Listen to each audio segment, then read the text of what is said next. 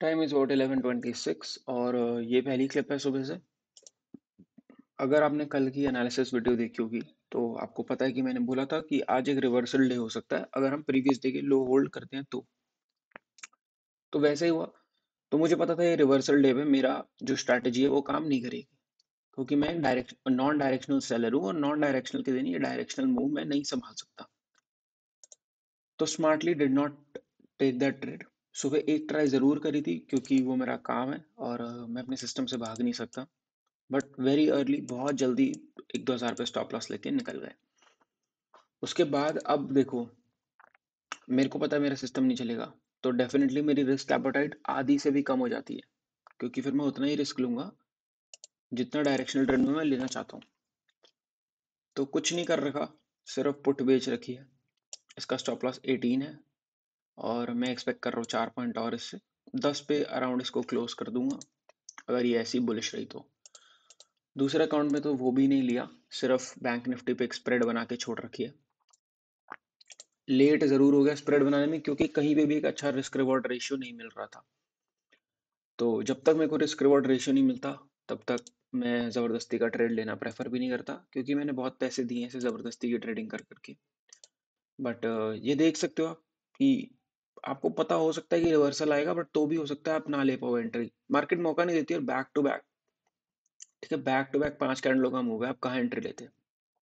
अब यहाँ ज़रूर एंट्री बनती है, क्योंकि एक फ्लैग बना के वापस अगली रैली दे सकता है।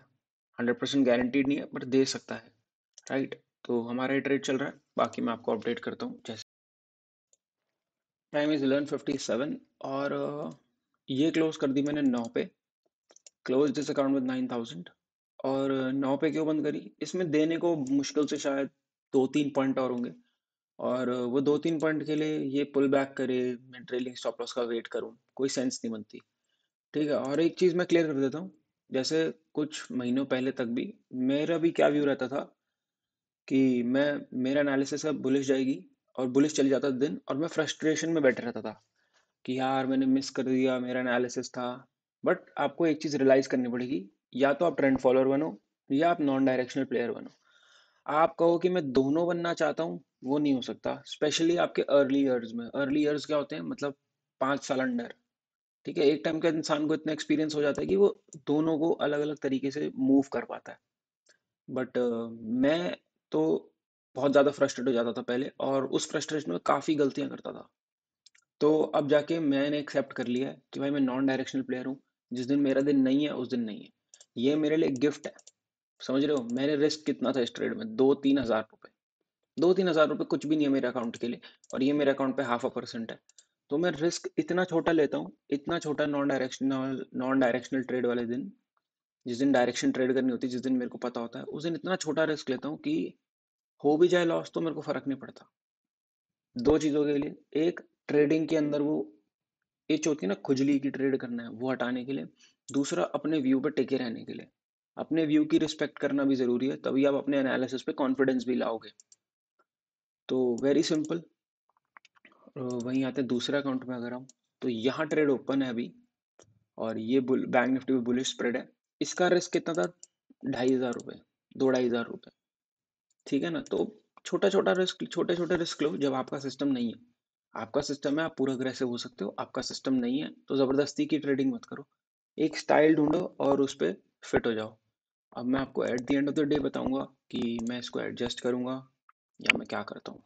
ठीक है, या तो मैं इसको एक स्प्रेड बना लूंगा, स्ट्रैंगल सी, या फिर मैं इसको यहीं क्लोज करके कॉल टडे कर दूंगा। तो वो मैं आपको अपडेट करता हूँ अगली क्लिप में। टाइम इज 1:17 और बैंक निफ्टी वाली पोजीशन भी क्लोज्ड। क्लोज करने का रीजन सुन लो। अब क्या ये परफेक्ट एग्जिट है मेरे को नहीं पता, और ना ही कभी आप ढूंढ सकते हो परफेक्ट एग्जिट की एंट्री। बट यहाँ से ये स्प्रेड जो है, मैं दिखाता हूँ स्प्रेड, ये वाली स्प्रेड, यहाँ से मुझे ये ज़्यादा से ज़्यादा, मतलब 1 या 2 हज़ार और देगी। जो मैं एक्सपेक्ट कर रहा हूँ, मैं एक्सपेक्ट नहीं कर रहा और बड़ा मूव, तो 2,000 रुपये और देगी। तो मैं उसके लिए बैठा रहूँ, एक डाउन मूव आए फिर मैं ये प्रॉफिट गिव अप करूँ इंट्राडे पोजीशन के लिए, वर्थ इट नहीं है मेरे लिए, वर्थ इट नहीं एटलीस्ट। तो मैं परफेक्ट एंट्री एग्जिट नहीं ढूंढता, मेरे को जो ऑप्टिमल लगता है वहाँ पे एग्जिट। तो क्लोजिंग 4,000 इस अकाउंट में, 10,000 इस अकाउंट में। ओह, 10,000 ये इसलिए क्योंकि ये एग्जिट करी है, बट 9,000, 10,000 ही समझ लो, 9,000 समझ लो, कुछ मर्जी समझ लो। और ये ट्रेड परफेक्टली चल रहा है। कल किसी ने अगर एनालिसिस वीडियो देखा होगा तो परफेक्ट एनालिसिस था आज का। दो स्प्रेड्स ओपन है फिलहाल, एक ये वाली, ठीक है, बिल्कुल सेंटर में, मजा आ जाएगा यहाँ बंद हो गई तो। और दूसरी स्प्रेड है ये वाली, जो कि छोटे अकाउंट में है। देखो हम यहाँ कहीं बंद हुए थे और मैंने स्प्रेड को बंद नहीं करा था। सिंपल सा रीजन था, मेरे को लग रहा था बाउंस आएगा, बाउंस आया, ये स्प्रेड चल रही है इधर।